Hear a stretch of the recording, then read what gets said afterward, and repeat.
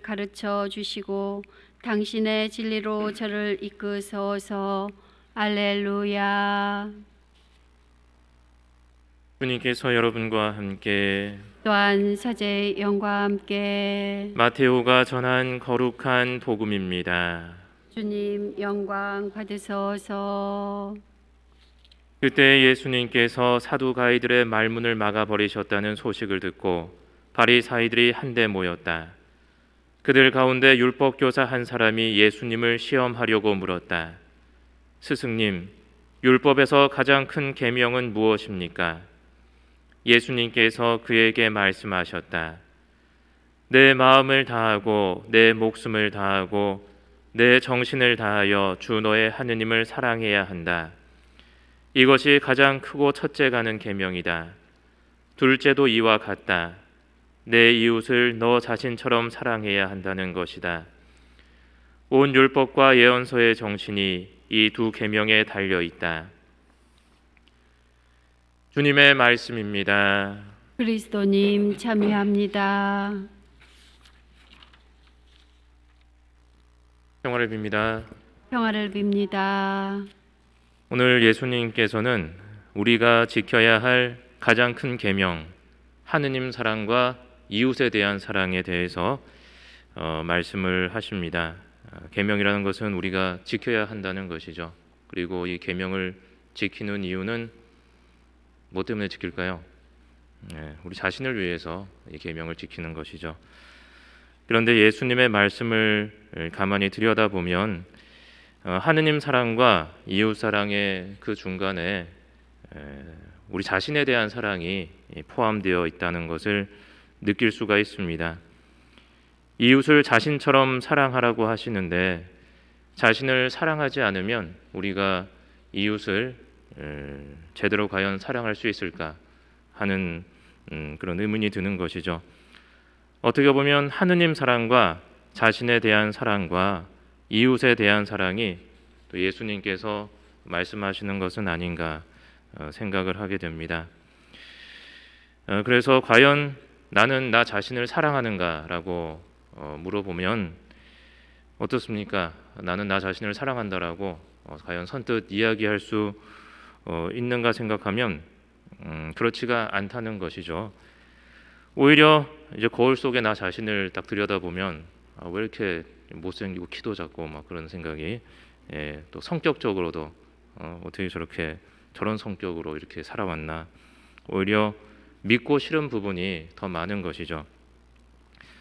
상처받지 않으려고 하고 또 내 욕심을 또 우선으로 생각하는 그러한 이기심과 또 나를 위하는 마음이 있다는 것은 우리가 다 가지고 있는 것이겠지만 그런 것들이 나를 사랑한다는 그런 것과 동일한 의미를 지녔다라고는 이제 말할 수가 없다는 것입니다.